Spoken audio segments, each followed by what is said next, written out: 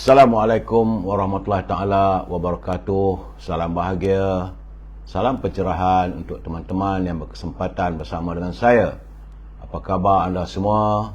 Doa saya agar anda sihat walafiat ya. Saya ni masih lagi masalah ni. Tak selesai lagi nampak gayanya. Apa yang ditulis ini tak nampak, tak ada, tak keluar.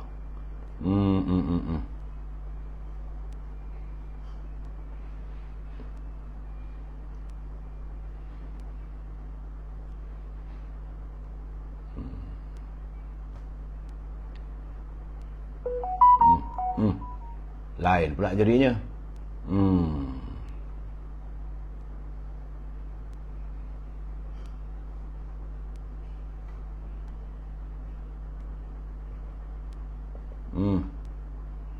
Itulah keadaannya saudara. Kalau saya ni tak faham, tak tahu nak menyelesaikan. Jadi apa yang anda tulis saya tak dapat. Baiklah saudara, kalau tak dapat, eloklah pergi ke Instagram. Itu saja yang dapat saya nyatakan. Dah 3-4 malam, inilah jadinya. Tak tahu macam mana ni.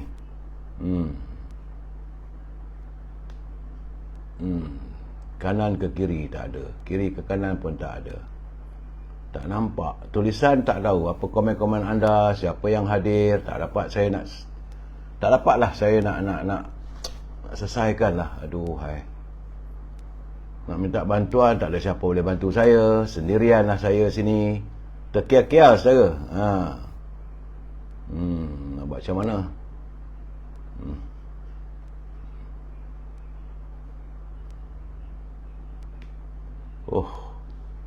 Nampaknya gayanya malam ni saya bersiaran tanpa dapat mengulas pandangan dan tuan-tuan ya saudara, menuju akhirat, saudara Azul Jalil, saudara Aziz Izam, Awang Yusuf. Ini semua di Instagram. Sebab tu saya kata jangan lupa saudara Azul Jalil dan saudara Aziz Izam, sila like and share dan juga subscribe di Instagram. Sebab saya tak nampak lagi dekat Facebook. Apalah nak jadi, tak tahulah saya. Ini saya rasa kerana admin dah tukar ni gamaknya. Dia tukar, jadi membuatkan saya sukar untuk saya nak baca tulisan-tulisan teman-teman yang hadir. Tak ada. Subscribe dari atas ke bawah, bawah ke atas tak ada, dari kiri ke kanan tak ada, kanan ke kiri tak ada. Tak tahulah saudara. Baru nampak saudara Muhammad Asri, saudara Raslan, saudara Nur Maria, Rusmini, Puan Rashidah Muhammad Noor, Nizam Ijam, Puan Hamidah Kamat, saudara Adlana Yusof, saudara Puan Rashidah Mat Noor. Begitu juga dengan saudara Muhammad Hashim Muhammad Din dari Kemayan, Puan Halimah Hashim, saudara Amy Furniture, Dave Osman, Yang Maya, Hasnah, Muhammad Syahril, saudara Awi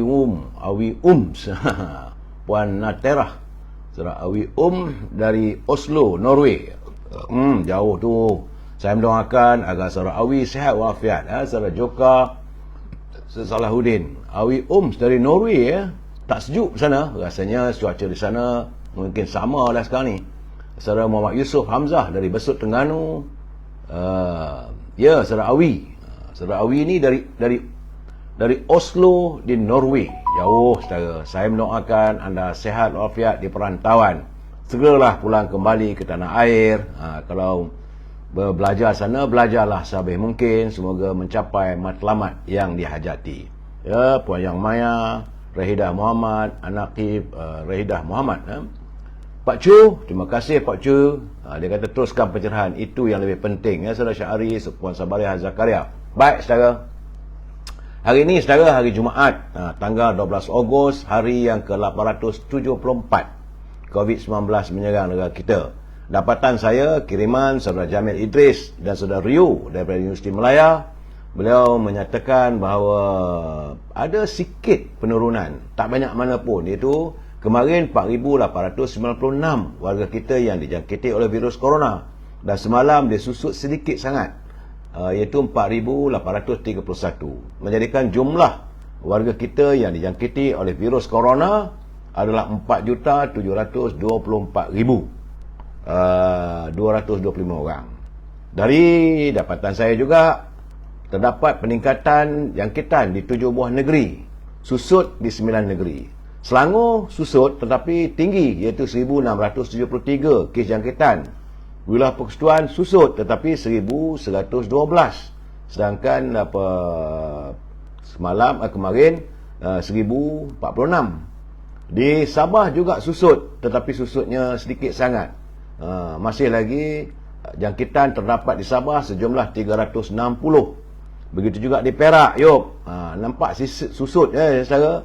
Tetapi jumlahnya 356. Pulau Pinang bertambah tak cerai sebab ada peningkatan kepada 210 jangkitan. Begitu juga di Negeri Sembilan. Saya khawatir Negeri Sembilan ni selalu angkanya naik. Jadi warga Negeri Sembilan berhati-hati kerana semalam jangkitannya adalah 316. Begitu juga di Melaka. Kalau Negeri Sembilan meningkat, Melaka pun meningkat. Sebab semalam di Melaka jumlah jangkitan 155. Putrajaya tiba-tiba saja menjangkau mengatasi 100. Itu tambahan pada 141 jangkitan. Kedah susut tapi angkanya 124. Lain-lain negeri masih lagi di bawah 100 dan berusahalah kita setara untuk mengelakkan jangkitan ini. Pastikan kita melakukan penjarakan sosial bila keluar rumah atau masuk ke tempat kawasan-kawasan yang ramai orang. Pakailah pelitup muka.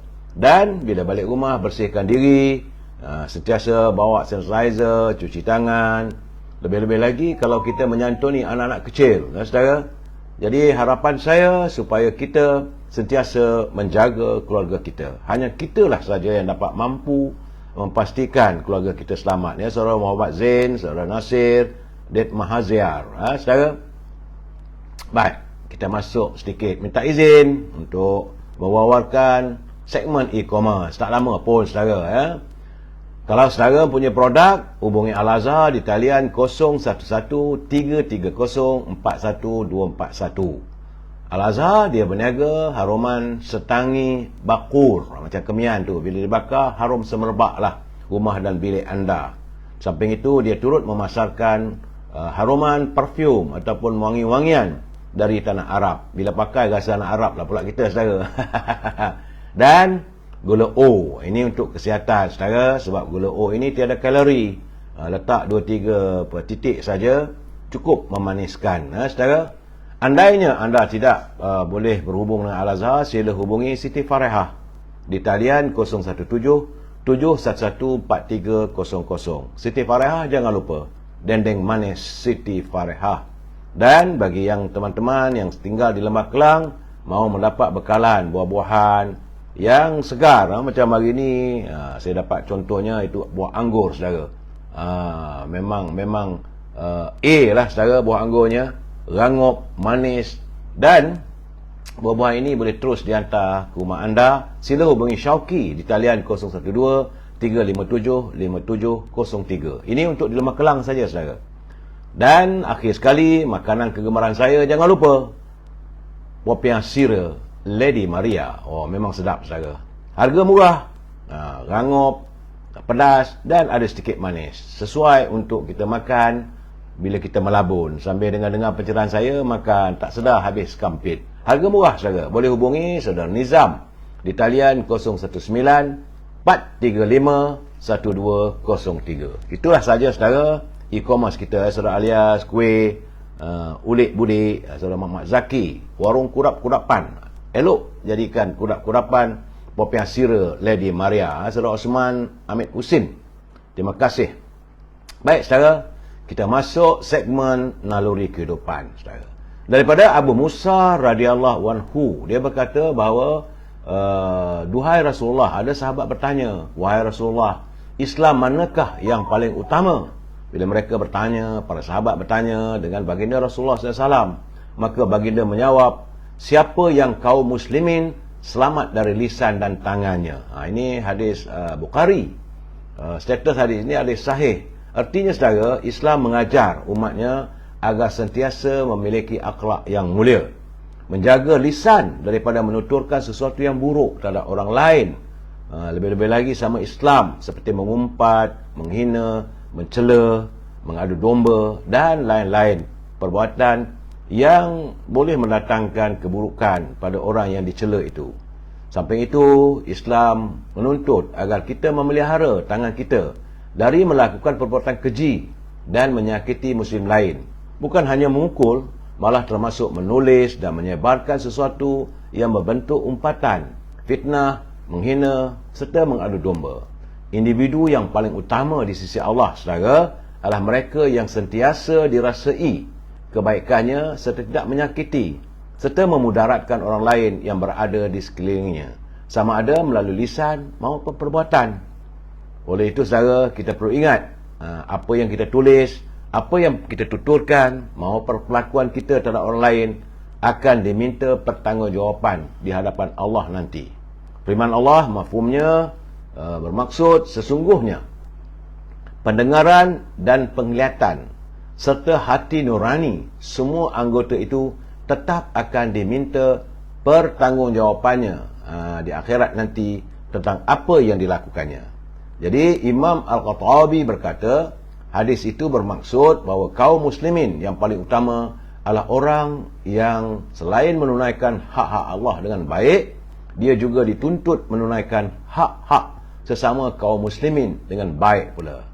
Jadi saudara, sempena kita menyambut bulan kemerdekaan tahun ini, marilah kita menjadi muslim yang utama dengan menjaga lisan dan tangan kita agar tidak menyakiti dan menzalimi orang sekeliling kita. Saudara Ismailis, Nozila, Yahya, saudara Badul Hisham, saudara Ibrahim Cik Muda. Saudara, ingat saudara, kita harus menjaga agar tidak menzalimi orang sekeliling kita tanpa mengira bangsa, agama dan keturunan. Saudara, itulah naluri kehidupan yang sempat saya santuni kiriman teman-teman kita yang berkesempatan menghantar tulisan pada saya. Setelah saya hati, saya baca sesuai untuk kita bincangkan atau untuk saya bicarakan dalam segmen naluri kehidupan. Baik, saudara, ini berhubung dengan mutiara kata, bukan daripada Cikgu Hibir, daripada seorang teman-teman kita yang menghantar. Agak lucu tetapi wajar dilihat atau wajar dipikirkan. Katanya itu, andai anda mencampakkan atau membuang sampah sarap ke dalam sungai atau ke dalam lautan, pasti akan terjadi polusi atau pollution ataupun pencemaran pada sungai itu, saudara. Tetapi ini yang seronoknya tu, jika anda mencampakkan ahli politik yang korup ke dalam lautan atau sungai, artinya anda melakukan solusi ataupun solution. Kalau ahli politik yang korup, yang tak betul, campak ke sungai, kita menyelesaikan masalah. Itu kata-kata mutiara yang sempat kita bincangkan hari ini. Saudara Yusuf Hashim, Saudara Tai Long, Puan Nurizan Said, Abang Mat, Puan Salinah dan Pak Dindak. Saudara, kita harus saling ingat mengingati. Kadang-kadang bicara kita ada yang melucukan. Salam kemerdekaan daripada bumi Norway, kata Awi Ums.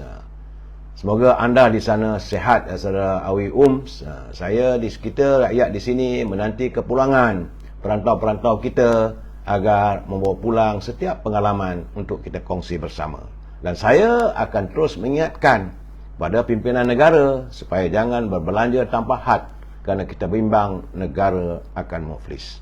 Saya bicara kita malam ini adalah persekitaran segalanya kerana politik. Kalau itu mau dijadikan tajuk, tajuklah segalanya kerana politik. Ya, Cik Ros. Sebelum saya memberi pencerahan, kita santun dulu pantun Pak Nazil yang menghantar kiriman pada saya tanpa henti, tanpa lelah. Beliau menulis pantun untuk perkongsian kita bersama. Terima kasih Pak Nazil, jauh di negeri Perlis, rindu juga nak ke Perlis. Saudara nak makan laksa Kuala Perlis.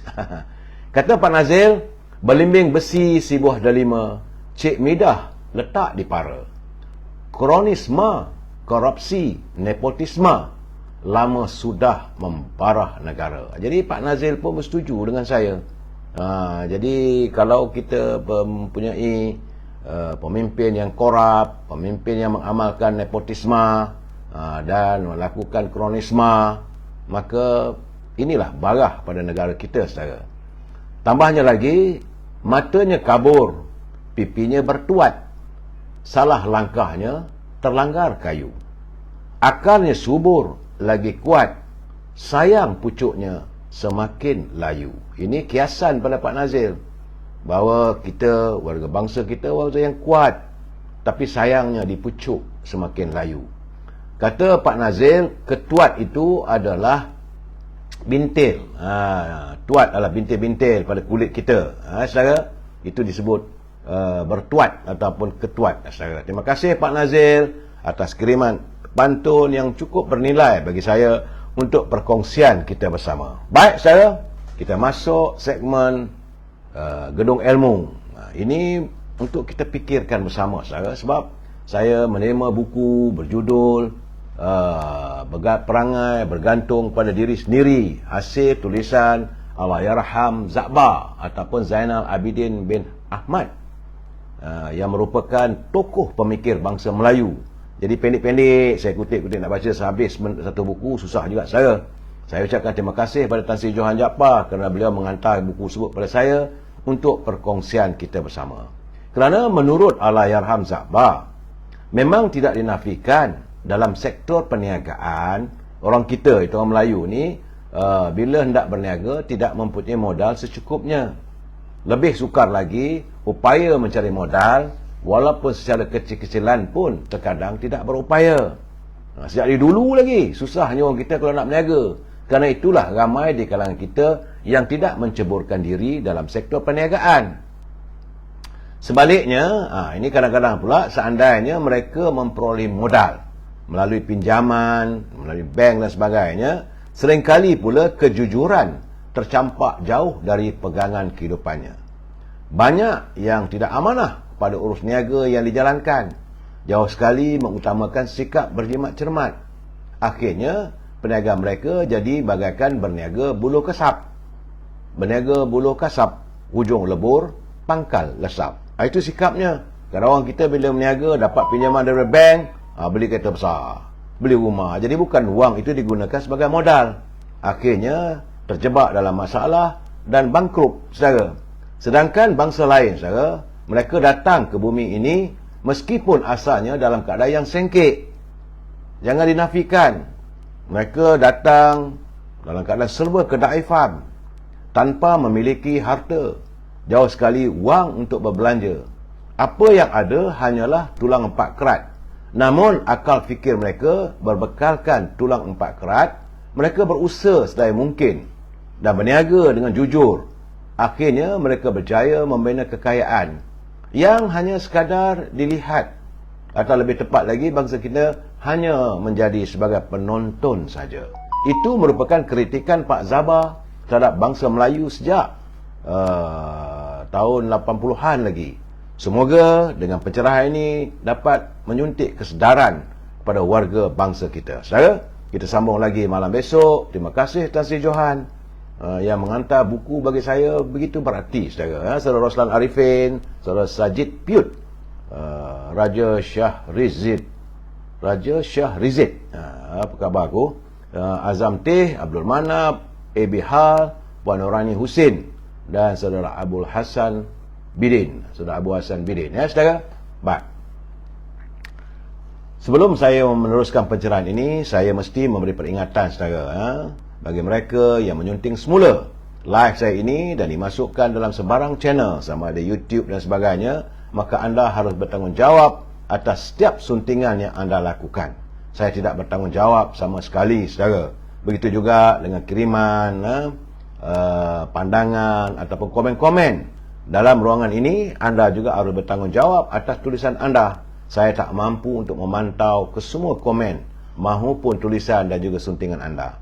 Ingat, saudara, ini adalah pencerahan politik. Matlamatnya tidak lebih adalah sekadar untuk memberi penerangan ataupun informasi supaya warga kita ini sentiasa berinformasi dalam sektor politik, bukannya dalam bidang perniagaan. Tidak, saya dalam bidang politik, maka saya berusaha untuk memberi pencerahan, memberi penerangan setahu saya. Matlamatnya adalah supaya kita sentiasa berinformasi, dan paksi pencerahan saya, kita mesti bersetuju untuk tidak bersetuju. We must agree to disagree. Itu paling penting, saudara. Kalau tak bersetuju, boleh hantar kiriman pada saya untuk saya santuni dan kita saling memberi pencerahan. Ingat saudara, asalkan gunakanlah bahasa yang baik-baik, bahasa yang harmonis bentuknya saudara, kerana kita adalah warga cinta damai. Saudara, laporan seperti biasa, awal pagi tadi cuaca panas, terik. Tadi nak pergi ke masjid pun rasa panas. Tetapi bila menjelang jam 3-4 petang, cuaca berubah menjadi hujan. Saya tak tahu, mungkin tempat saudara berlaku hujan ribut dan sebagainya. Tetapi berubah daripada panas kepada sejuk. Sebab itu saya katakan, dalam keadaan hari ini, cuaca yang tidak menentu, kita harus menjaga kesihatan kita sebaik mungkin.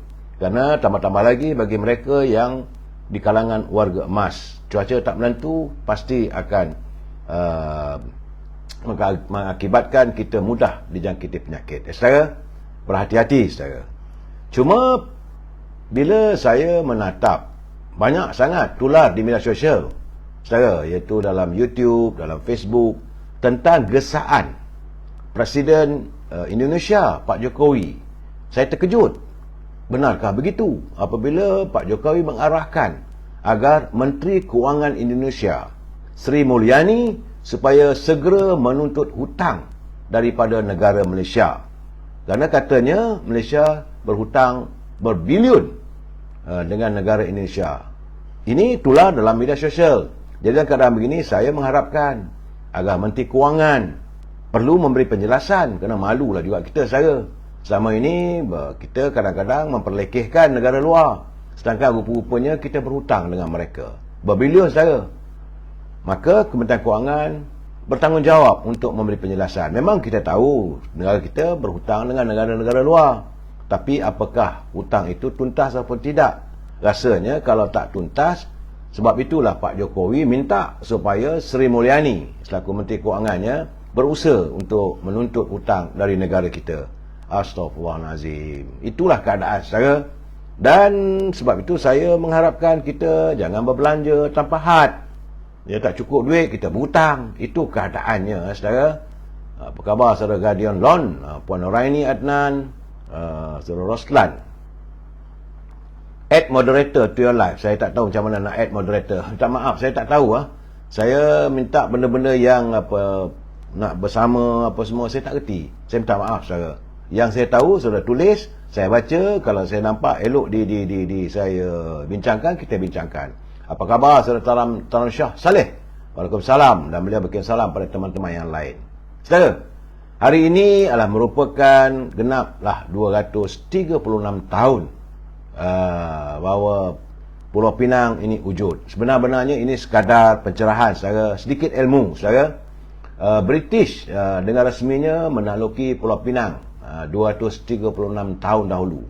Rupanya pada asalnya Pulau Pinang itu dikenali sebagai Pulau Ke-1, ataupun kalau tonton filem Piramli ke Pulau Kasaba, Pulau Ke-1 rupanya. Itu nama Pulau Pinang. Tetapi ia merupakan sebagai sebahagian daripada wilayah Kesultanan Negeri Kedah. Pada kurun ke-18, Kedah berdepan dengan ancaman Siam dan Burma. Dan keadaan ini dilihat oleh British sebagai peluang untuk mereka bertapak di tanah Melayu. Lantas, Syarikat India Timur Inggeris (HATI) mengarahkan supaya Francis Light menjalin hubungan dengan Kedah dan menjanjikan bantuan ketenteraan kepada Sultan Muhammad Jiwa, itu Sultan Kedah, dengan menawarkan Pulau Pinang kepada Light, dan mereka berjanji untuk membantu mematahkan pemberontakan Bugis dan juga serangan daripada Siam. Pada sekitar tahun 1770-an, Francis Light ada menulis surat kepada pihak atasannya di England dan menjelaskan bahawa Pulau Pinang boleh menjadi sebagai pengkalan strategik British di Kepulauan Melayu untuk mengimbangi pengaruh kuasa Belanda dan Perancis. Namun tak ada jawapan waktu itu saya, hinggalah tahun 1786.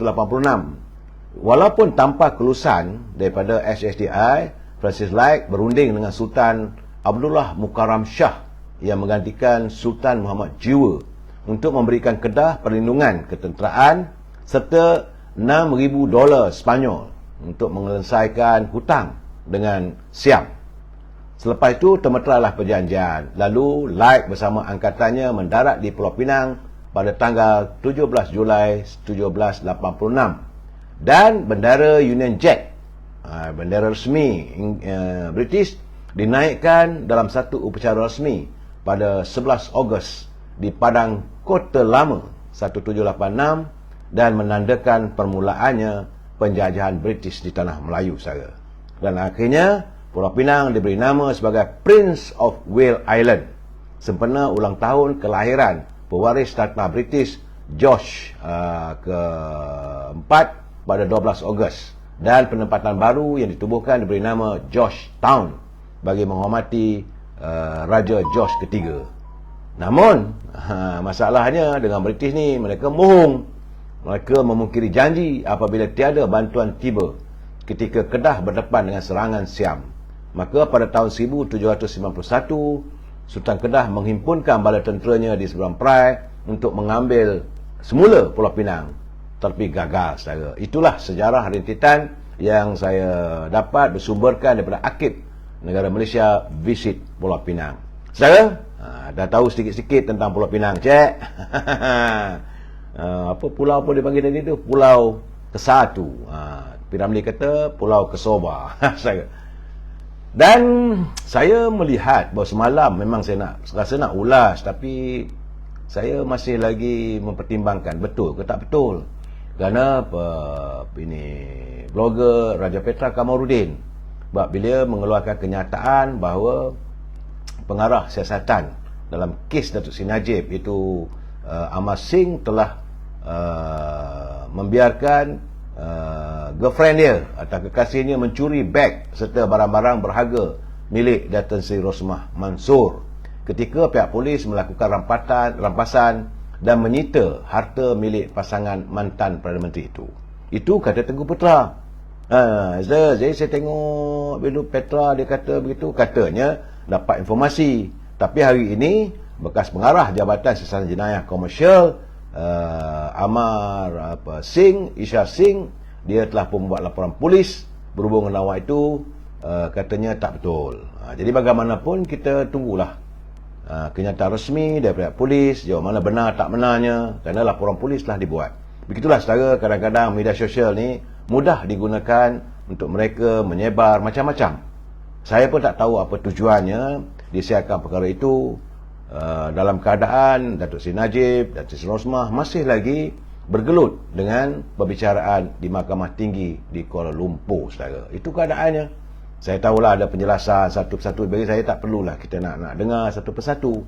Tapi jika ada dakwaan begitu dan Aptar Singh pun dah buat laporan polis, maka kita tunggu apa kenyataan daripada Bukit Aman. Jangan kita campur adukkan saudara. Cuma bila saya melihat daripada edisi siasat, saya juga terkejut bagaimana satu jambatan di Mukim Tanjung Jering dalam daerah Bacok rupanya dah runtuh. Menurut perkongsian saudara Ajia Rizal dalam Facebooknya, kejadian itu dia percayai malam-semalam di kawasan Tanjung Jering di Bacok. Kerana dari hasil carian online, sebenarnya jabatan itu telah runtuh pada Jun tahun lalu. Dan pada November, Astro juga telah menyiarkan laporan mengenai rayuan agar ia segera diperbaiki. 1,000 lebih penduduk di kawasan daripada 6 buah kampung yang terkesan kerana jambatan itu menjadi laluan kepada mereka. Tapi kerana tidak diperbaiki, akhirnya runtuh sama sekali. Itu yang saya dapat daripada edisi siasat. Nampak gayanya saya merasakan pimpinan lebay-lebay di Kelantan tu utamakanlah kesihatan rakyat, utamakanlah keselamatan rakyat. Ya saudara, kalau rasa tak nak sangat tangani segala masalah yang dihadapi oleh rakyat Kelantan, mudah saja. Bila hari akan datang tak payah nak berebut nak mendapat kuasa mentadbir negeri Kelantan. Kalau minat sangat nak jadi ahli-ahli parlimen, kononnya nak menguasai negara, beralihlah daripada Kelantan ke Putrajaya. Itu saja nasihat saya. Kerana saya bersimpati dengan penduduk di Tanjung Jering dalam daerah Bacok, bagaimana jambatan diperlukan boleh runtuh. Ini menurut skuad siasat yang dihantarkan kepada saya. Dalam pada itu, saya juga ingin menyantuni permintaan ataupun saranan UMNO Veteran melalui Sesat Agungnya Datuk Mustafa Yaakob yang meminta katanya bahawa pergesaan pihak kerajaan mengujuk supaya Suruhanjaya Pencegah Rasuah SPRM menyiasat berhubung kontroversi projek kapal tempur pesisir LCS. Masih lagi tak selesai. Hari ini pun saya tengok ada satu live perbincangan antara Kapten Amran dengan media sosial berhubung dengan persoalan kapal tersebut, masih berlarutan lagi. Jadi kata Datuk Mustafa Yaakob, langkah proaktif itu tidak mencukupi kerana SPRM memiliki bidang kuasa yang terhad.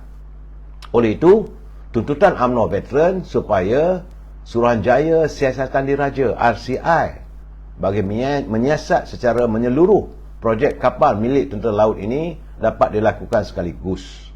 Jadi selaku Sesat Agung UMNO Veteran, Datuk Mustafa Yaakob berkata, RCI mesti ditubuhkan dengan segera untuk menyiasat isu berkenaan bagi mencari kebenaran siapa yang bersalah dalam pengendalian pemberian tender dan asbab berlakunya kelewatan pembinaan serta penyerahan kapal itu kepada TRDM.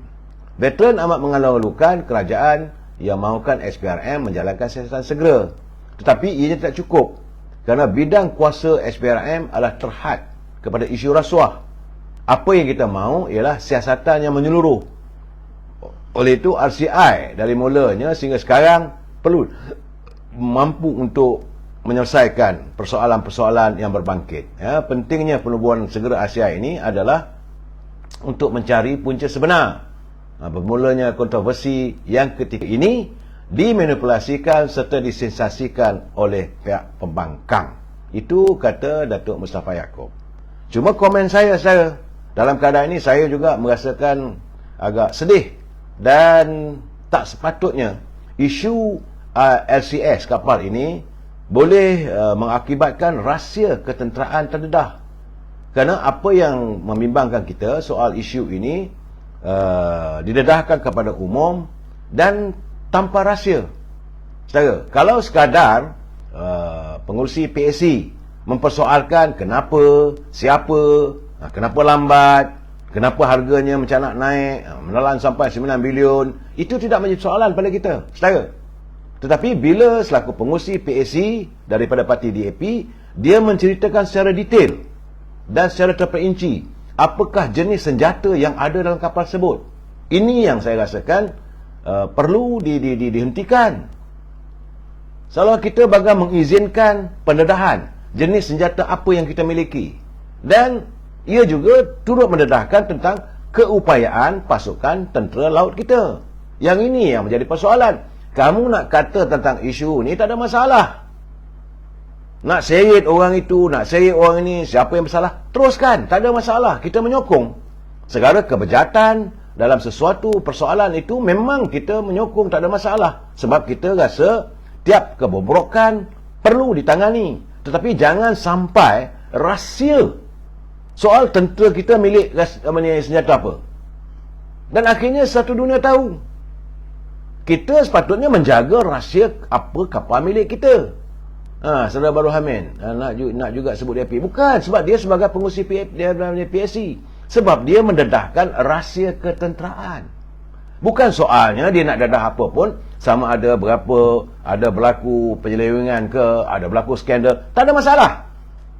Kita dengar, saya selama hari ni pun, saya pun tak naklah campur tangan, walaupun saya tahu banyak hal. Tapi mendedahkan jenis senjata apa nak digunakan, beli dari mana, produknya apa, ini masalahnya. Ini saya haraplah supaya pihak berwajib dapat segera menyiasat kenapa persoalan ini boleh timbul. Saya juga mengharapkan agar Kementerian Pertahanan segera mengeluarkan kenyataan. Sebab ini soal tentang kedudukan kita, secara keselamatan negara kita. Kapal tak siap, okey, kapal yang ada, katanya senjata yang ada tak lengkap. Ertinya kita mendedahkan. Macam dululah bila Mat Sabu jadi Menteri Pertahanan, dia kata kapal kita kecil, macam mana kita nak kejar kapal-kapal besar dari negara China dan negara luar yang memasuki perairan negara kita. You sebagai Menteri Pertahanan mendedahkan kekuatan kita. Tak sepatutnya. Jadi PSC Bila dah didedahkan, semua menteri bercakap, semua ahli politik bercakap. Tak ada masalah. Cuma persoalan yang saya bangkitkan, kenapa rahsia senjata apa yang kita miliki? Saya sendiri tak berani nak jelaskan sebab ini menyangkupi soal kerahsiaan. Rahsia tentera tidak boleh diceritakan pada umum. Jadi sebab itu kita rasakan RCI yang terbaik. So saya harap waktu RCI membuat siasatan juga, kalau boleh jangan dedahkan apa jenis senjata yang kita miliki. Ini kadang-kadang kita cerita kepada orang, kita miliki bom, kita ada itu, kita ada ini. Pernah saudara dengar apa yang ada dalam kapal yang dimiliki oleh negara Singapura? Senjata apa yang digunakan oleh kapal tentera laut Indonesia? Senjata apa digunakan oleh tentera laut Thailand, Vietnam dan sebagainya? Tak ada. Kita ni terlampau lah kerana nak tunjuk teluh sangat-sangat. Jangan sampai kita mendedah senjata yang, yalah, kalau nak dedah senjata tak ada ke tak kisahlah. Saudara Walad Abdul Wahab.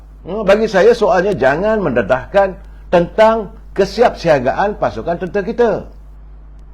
Jadi mudah orang membaca kekuatan kita.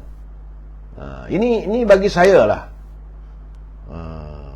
Saya saudara Satria Enfield, dia kata dah lambat lah nak spin balik. Saya bukan nak spin, tidak berhasrat saya nak spin. Saya biarkan siasat sepenuhnya. Kita tunggu apa RCI, apa SPRM. Cuma saya bangkitkan kekhawatiran kait saya bahawa benda ini akan berulang lagi. Sudahlah menjadi kepada pengajaran kepada kita semua. Malahan warga media sosial, jangan keseronokan kita mendedahkan, akhirnya terdedah. Macam kita kata pasukan polis mempunyai kelengkapan begini, anggota seramai begitu. Tak perlu didedahkan. Saya tengok juga ada jenis kenderaan apa digunakan, kekuatan kita, alat apa kita guna. Buat apa? Sebab orang akan tahu. Kita boleh jelaskan pasukan keselamatan, pasukan polis siap siaga untuk menjaga ketentaman awam. Cukup. Dan mempunyai kelengkapan yang lengkap. Tak perlu dipersoalkan. Begitu juga dengan pasukan tentera kita. Hari ini kita bercakap soal kapal. Mungkin besok kita akan bercakap tentang kapal marintim pula yang menjaga perairan negara kita. Besok lusa pula bercakap pula tentang helikopter ataupun tentang pesawat tempur kita. Kenapa nak didedahkan pada orang? Adakah negara luar mendedahkan kemampuan pesawat tempur mereka? Adakah negara luar mendedahkan kapal-kapal ataupun milik tentera mereka? Ukraine dengan Rusia yang berperang pun mereka tak mendedahkan apa milik mereka.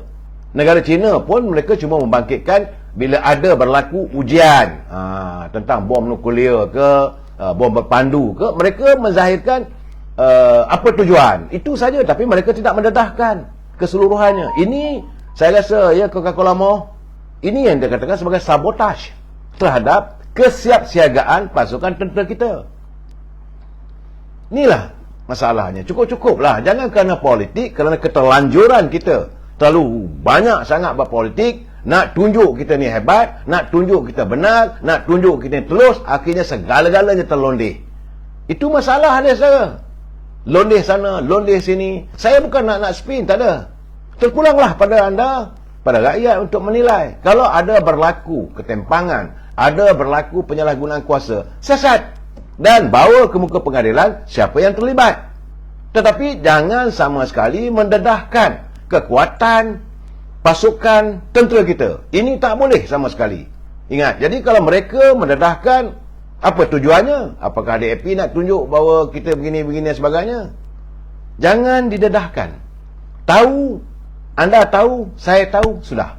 Kerana apabila dibawa dalam media sosial ataupun sidang media, orang tahu. Musuh memang sentiasa mencari kelemahan kita. Dan mereka nak tahu kekuatan kita.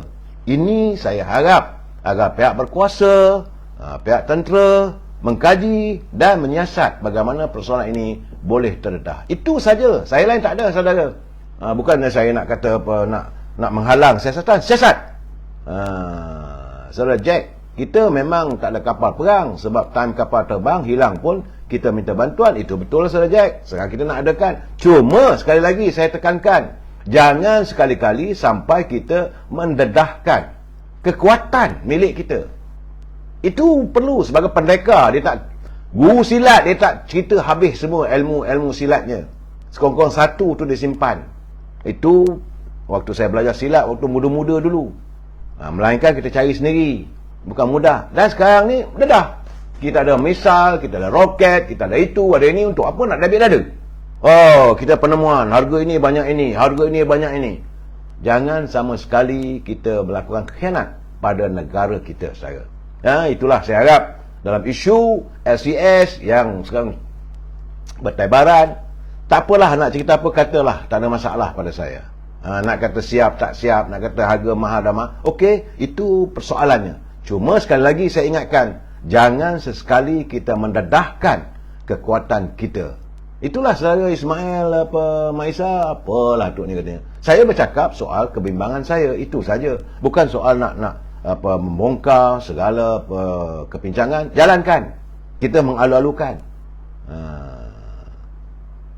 Saudara Abdullah Kidal, spin putar belit. Saya tak putar belit. Bukan putar belit. Saya membimbang apabila soal keselamatan milik tentera kita, kekuatan kita tak boleh cerita dengan orang. Itu saja. Sekarang ni mungkin saya yakin PSC akan bersidang lagi, RCI akan buat, SBRM juga akan menyiasat, supaya mereka yang terlibat dalam penyiasatan ini tidak mendedahkan. Itu saja saudara yang saya nak marah dengan saya. Apa hal? Saya suka kerana konon-kononnya ini terkait dengan pimpinan UMNO. Kerana waktu tu UMNO yang mentadbir negara. Okey, tak ada masalah. Tetapi jangan sampai terlajak yang bukan-bukan. Itu saja pesanan saya, saudara. Okey, saudara, cukup kita bercerita soal kapal LCS ini. Saudara, sebab saya pun tahu. Bukan saya tak tahu. Daripada awal lagi, dulu saya ingat dalam 3-4 hari malam dulu saya dah cakap. Saya tahu, bukan saya tak tahu. Di mana silapnya, di mana pincangnya. Daripada bermula dengan pembekalan offshore petrol vessel, OPV. Asalnya 27 unit. Nilainya 5.25 billion. Kenapa jadi timpang begitu? Dan akhirnya Bowsted terseret. Akhirnya Naval Dockyard terseret. PSC terseret. Tahu buat. Tapi bagi saya buat apa saya nak dedahkan?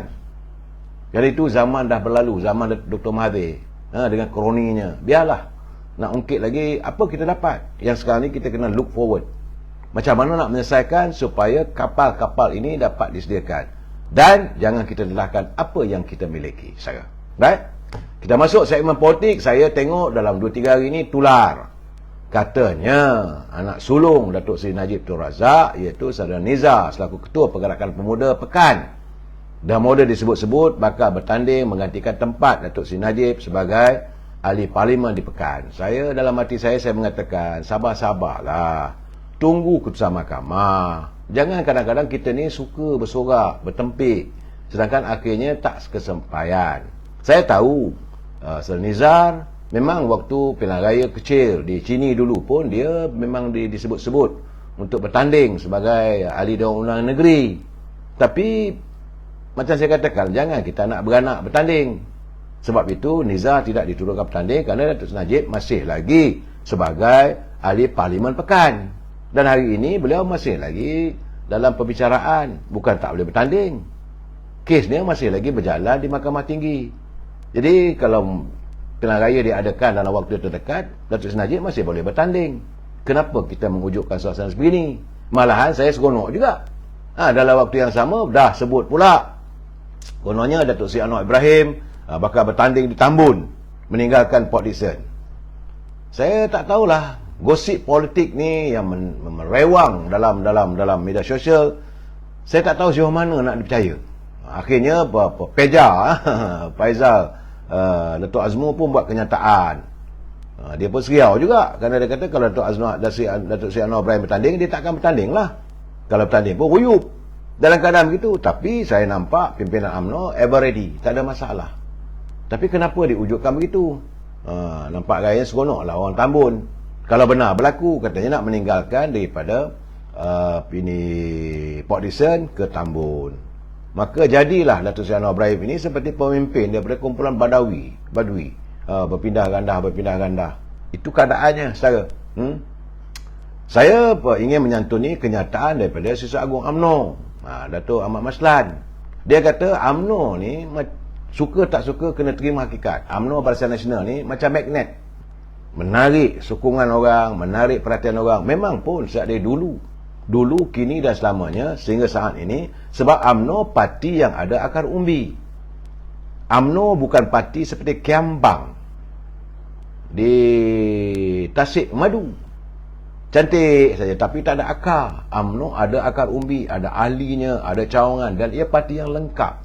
Sebab itu ramai orang tertarik bila UMNO menjadi memimpin Barisan Nasional. Ramailah parti-parti lain nak menyertai, sebagaimana Zuraida Kamarudin. Tetapi UMNO, selalu saya katakan, bukan rumah pelacuran yang boleh semua orang keluar masuk. UMNO ada tata caranya, tata kelolanya, bukan sembarangan. Kalau kamu rasa tak sesuai, kamu dah tinggalkanlah. Untuk kembali semula dalam UMNO bukan sesuatu yang mudah. Sebab macam saya katakan, UMNO bukan tempat untuk mereka mengaut kekayaan. Kalau mereka mengaut kekayaan, mereka tidak sesuai untuk berada dalam UMNO sebenarnya. Sebab itu pada malam saya mengungkitkan, saya menyatakan, sudahlah pimpinan UMNO ini dipimpin oleh mereka yang membeli jawatan ataupun disebut sebagai warlord. Sebab itu saya bersetuju dengan saranan Datuk Seri Zaid Hamidi sebagai Presiden UMNO. Dia kata dia nak salin. Pimpinan UMNO peringkat tingkat 38 juga bersetuju. Besar kemungkinan seandainya pilihan raya akan diadakan dalam waktu terdekat ini, maka kita akan menurunkan sekitar 80% muka-muka baru. Sebab yang lama tu kebanyakannya yang memimpin hari ini, pertama sekali nak melongkat langit. Yang kedua, mereka menawarkan wang ringgit, membeli jawatan. Itulah yang membuatkan parti ini agak terjejas dari pandangan, kacamata warga. Mereka tidak memikirkan soal kepentingan perjuangan dan survival bangsa kita. UMNO mementingkan survival bangsa kita. UMNO dilahirkan demi untuk mempertahankan martabat istana, Raja-Raja Melayu dan juga warga bangsa kita. Di samping itu untuk memakmurkan negara dengan menyedari bahawa rakyat kita ini dari pelbagai bangsa, pelbagai keturunan, semua cuba disantuni. Tapi adanya orang-orang yang macam kelekatu di musim hujan. Bila musim hujan saja, saudara tengoklah di luar, kalau rumah ada tepi depan rumah anda tu ada lampu, penuh kelekatu. Inilah yang terjadi pada UMNO. Bila dekat-dekat pilihan raya, ramai berbondong-bondong pergi berada di tingkat 38 untuk meminta kalau boleh nak jadikan calon.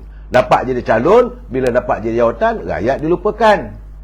Saya tadi dengar juga persoalan yang dilontarkan oleh Saudara Zamil Ibrahim saat orang Senat Datuk Mak Hassan mengadakan roadshow-nya daripada utara, sekitar Wilayah Persekutuan, Negeri Selangor, dan hari ini Datuk Mak Hassan dan rombongannya berada di Kelantan serta besok akan berada di Terengganu untuk menyelia apakah persiapan-persiapan warga akar umbi dalam menghadapi musim pilihan raya. Saat ini juga ada pula mereka yang bercakap tentang pemilihan jawatan dalam parti. Ini yang saya katakan bahawa tindakan itu bukan tindakan yang bijak, bukan tindakan yang baik. Malahan mereka ini menghancurkan parti. Nak bertanding, tunggu lepas pilihan raya. Lepas dalam tempoh 6 bulan lepas pilihan raya, nak lawan-lawan lah, nak jadi presiden ke apa ke jalan. Tapi warga UMNO sudah faham, sudah kenal siapa mereka ini. Kalau selama ini berada di mereka, waktu UMNO kalah, mereka menyembunyikan diri mereka macam kura-kura, simpan kepala dalam sarung. Tapi bila dilihat UMNO Barisan Nasional sudah ada cahaya, mula keluar balik macam kelkatu musim hujan. Itu keadaan saya. Sebab itu saya melihat ada orang mengatakan adalah penganalisis politik Profesor Wong Chin Huat, bahawa dia kata kesan daripada LCS ini bakal menyulitkan UMNO Barisan Nasional untuk memenangi, mendapat undian daripada rakyat, katanya untuk menyukarkan. Itu kata Wong Chin Huat. Saya kata beliau ini tidak berpijak di bumi nyata. Rakyat tak ambil kisah dah sekarang ni. Yang rakyat nak tahu, nak lihat wujudnya sebuah parti yang dominan, yang boleh mentadbir, yang boleh memastikan ada makanan di atas meja.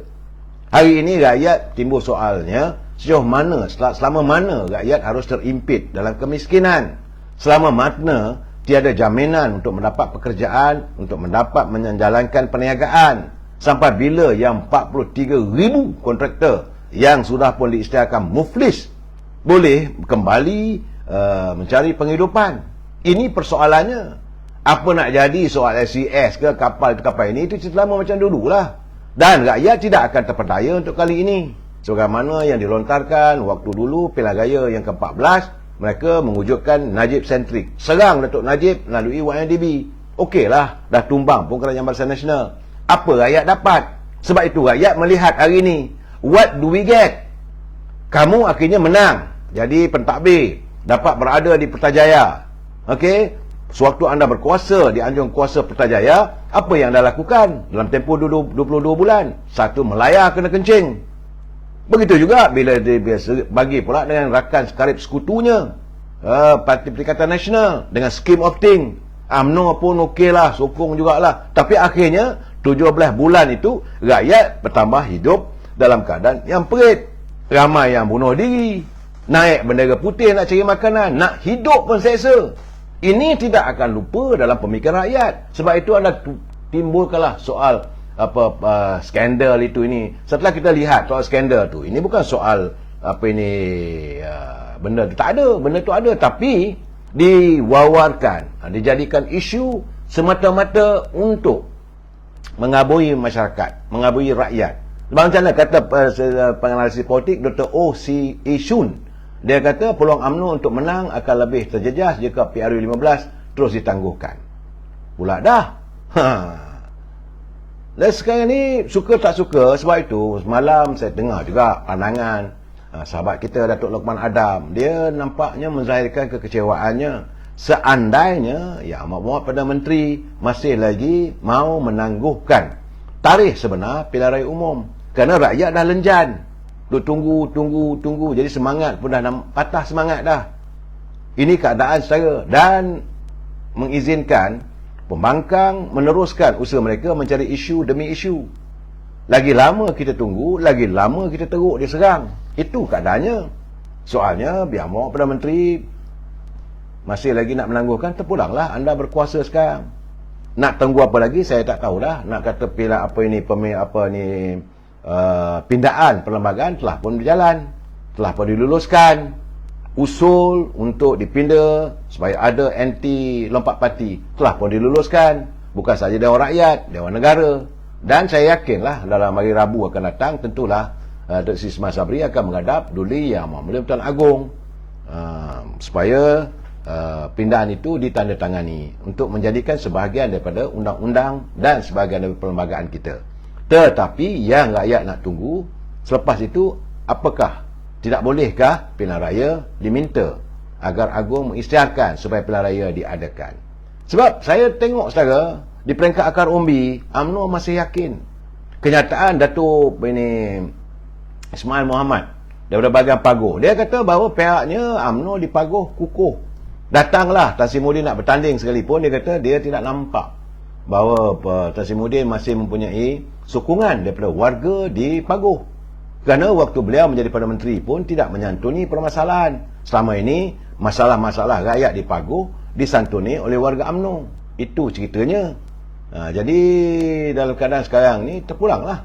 Saudara kena ingat bahawa taktik propaganda ataupun perang saraf dalam politik ni saudara, dia macam satu ketika dulu waktu Perang Dunia Kedua.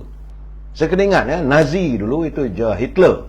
Zaman perang di mana Jerman waktu itu dia mengamalkan pembohongan, tapi diceritakan hari-hari. Akhirnya pembohongan itu dipercayai walaupun perkara itu bohong. Dan ini juga saya melihat yang diamalkan oleh pimpinan dalam Pakatan Harapan.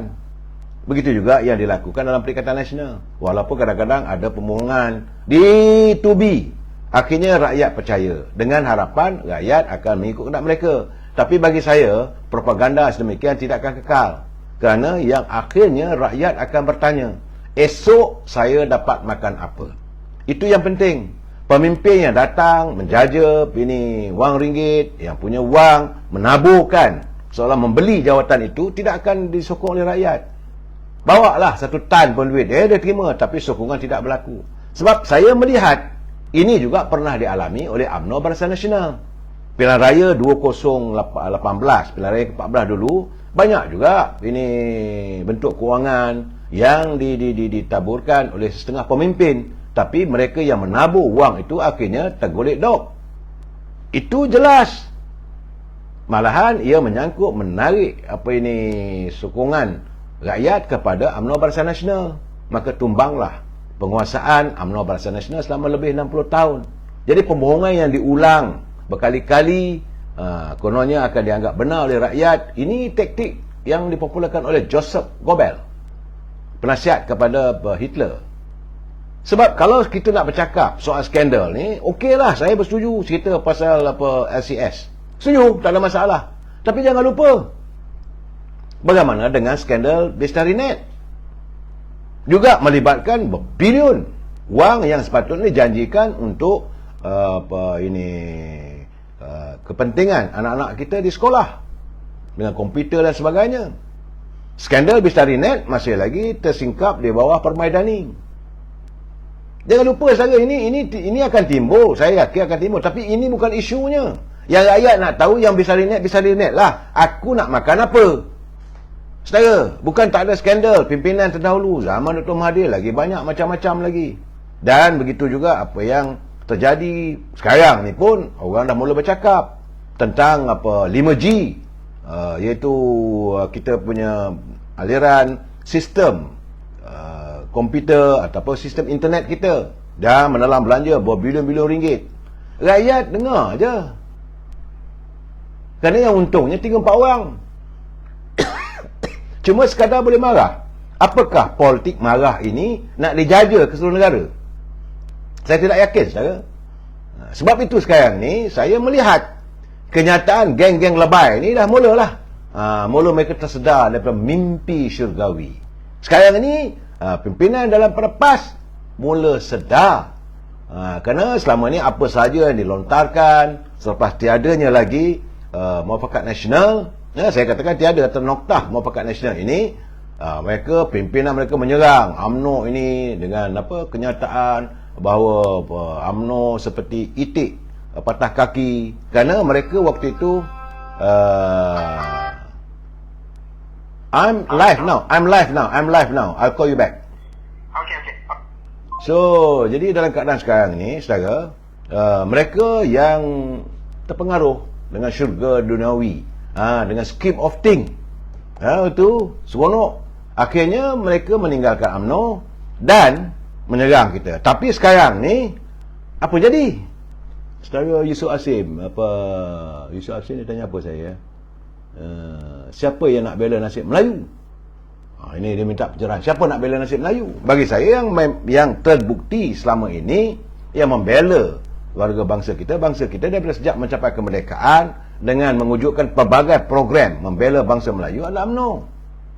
Mereka yang lain tu sebab macam saya kata tadi, mereka diumpamakan kuntum-kuntum teratai di tasik madu. Tak ada akar. UMNO ada akar umbinya. Setiap program itu sampai ke bawah. Dan kalau nak bercakap soal penyelewengan itu cerita lama, saudara. Dah lama dulu macam-macam terjadi. Nak dikorek lah, tak ada masalah bagi saya. Tetapi kita nak tengok masa depan. We have to look forward. Sebab itu sekarang ni pimpinan PAS sendiri, mereka dah sedar. Mereka dah sedar bahawa dalam keadaan begini, macam kata ahli jawatankuasa pusatnya, iaitu Saudara Muhammad Zuhdi Marzuki, yang telah pun dilantik sebagai jawatankuasa pusat, dan beliau adalah sebagai sisa politik kepada Menteri Alam Sekitar dan Air. Dia kata bahawa seandainya UMNO PAS masih bertelagah, maka yang akan menang adalah Pakatan Harapan. Saya dah berbuih bercakap. Saya dah bercakap dulu lagi, saya katakan, seandainya PAS tidak sedar diri, masih lagi nak bertaut dengan dengan Parti Peribumi ini, maka PAS juga akan hanyut. Hari ini mereka dah sedar bahawa Parti Peribumi Bersatu ini bukanlah parti yang boleh digantungkan harapan. Kerana kalau PAS juga bersama dengan itu dalam Perikatan Nasional, dengan PAS sendiri akan tersadai ke laut, saudara. Cuma saya bukan nak puji parti saya, tetapi ini kerana UMNO ada akar umbi. UMNO mantap. Alangkah malang apabila PAS mengambil keputusan untuk memilih bersama dengan PBM. Letakkan harapan supaya mereka boleh menyantun semula Parti Peribumi Bersatu dengan UMNO. Tak mampu, tak boleh. Kerana pedihnya luka yang mendalam di jiwa dan di hati warga UMNO tidak mampu untuk dirawat. Apabila mereka menuduh UMNO parti kelongkang, UMNO parti korup, ini we can forgive but we cannot forget. Kita boleh memaafkan, tapi untuk melupakan jauh sama sekali. Sebab itu PAS harus ingat. Tak payahlah nak bercakap, tak payah menggambarkan cerita masa silam, tak payah. Saya tengok juga apa yang dikatakan oleh saudara Khairuddin Takiri. Dia kata bahawa kita jangan keliru dengan status muafakat nasional. Tak payah nak keliru dah. Kalau bertanding nanti, warga PAS sokong aja ahli-ahli UMNO calon daripada UMNO. Habis cerita. Sebab dia melihat bahawa keadaan sekarang ini sudah berubah. Pola politik segala sudah berubah. Jadi, menurut ahli Parlimen Kuala Negros, Khairuddin Takiri, dia kata, rakyat khususnya pengundi Melayu Islam hanya perlu membulatkan tekad dengan memilih sama ada nak pilih PAS ataupun UMNO. Di mana ada UMNO bertanding, pilih UMNO aja, itu saja. Jangan pilih parti-parti lain. Memang benar sekarang ni kalau bertembung 3 parti, UMNO, Barisan Nasional, PBM dan Pakatan Harapan, terpulanglah pada warga PAS nak pilih siapa. Kalau anda memilih parti Pakatan Harapan, macam mana saya katakan, semalam pun saya dah bercakap, kemarin saya bercakap, dulu pun saya bercakap, dapatan saya, kalau warga UMNO masih lagi dalam keadaan nak membeli jawatan, kita akan terjebak dalam masalah besar.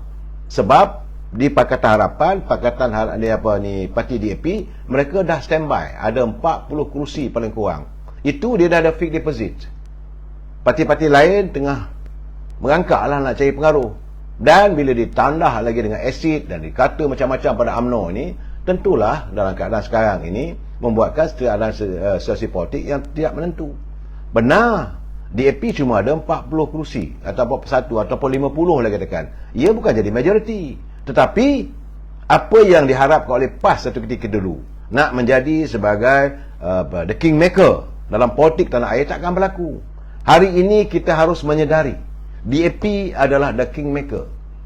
Kalau sesuatu berlaku, bila kerajaan tidak boleh ditubuhkan, bila dalam keadaan hang Parlimen, UMNO Barisan Nasional dapat banyak ini keadilan dan parti amanah sekian banyak, tak boleh nak tubuh kerajaan, maka di mana saja yang dilontarkan sokongan oleh DAP, itulah parti yang akan memerintah. It is a real kingmaker. Jadi kita harus sedar. Sebab itu sekarang ini, saudara Badrul Hamid, jangan begitu. Saudara boleh tuduh pemimpin saudara, jangan tuduh parti. Saudara nak sokong parti apa saudara, boleh, tak ada masalah pada saya. Mungkin saudara sokong PAS ke, saudara sokong DAP ke, saudara sokong Amanah ke, ataupun saudara sokong PKR, terpulang. Tapi jangan kata UMNO parti penyamun. Ini anda mengundang masalah. Sebab apa dosanya rumah? Dalam rumah okey, saya mengaku tak ada juga, bukan tak ada. Saya ini keadaannya. Jadi bila anda menuduh begitu, bagaimana perasaan anda kalau kita kata PAS, parti pecah belah Melayu? Bagaimana kita katakan parti keadilan, parti semurid? Anda juga kata rasa. Saya tidak mahu membuat begitu. Jangan anda kata UMNO.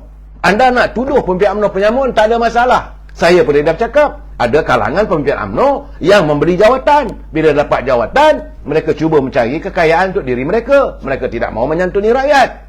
Ini anda perlu ini, jangan kata UMNO. Saya haraplah teman-teman pelayar-pelayar yang berkesempatan, saya dah kata, kita mesti bersetuju untuk tidak bersetuju. Tapi jangan lontarkan sesuatu yang tak masuk akal. Berbicaralah secara matang. Jangan sikap kebudak-budakan bila berbicara soal politik.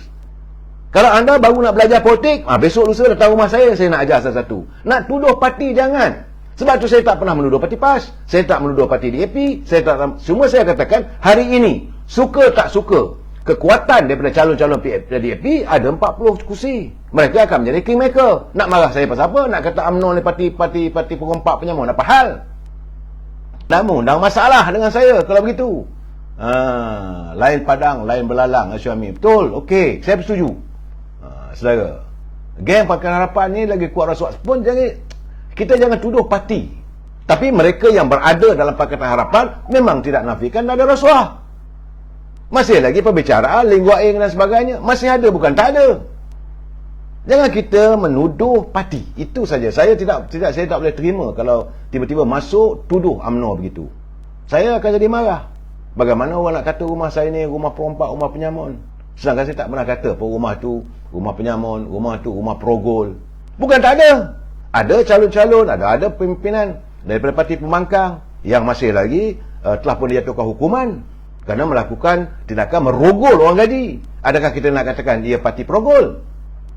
Ini masalah saudara. Saudara nak memuja parti itu tak ada masalah. Soal 600 bilion hilang gitu saja, itu tak hilang, saudara Kumat Kemet. Dengarlah penjelasan daripada Kementerian Pertahanan. Dengarlah penjelasan daripada Panglima-Panglima. Tadi pun dalam media sosial pun dah ada. Duit itu telah pun digunakan untuk membeli barang dan sebagainya. Mungkin, saya tak tuduh. Mungkin juga waktu pembelian itu ada komisen dan sebagainya. Bukanlah hilang 6 bilion, 60 bilion dan sebagainya. Itu tak betul. Kita nak berbicara, nak berbahas, mesti ada fakta. Jangan tembak saja begitu. Buat peluru angin. Buat apa tembak bombang. Malu kita. Saya berbicaralah secara anak jantan yang berfakta. Kita jumpa lagi malam esok. Wabillahi taufiq wal hidayah. Assalamualaikum warahmatullahi taala wabarakatuh. Selamat malam.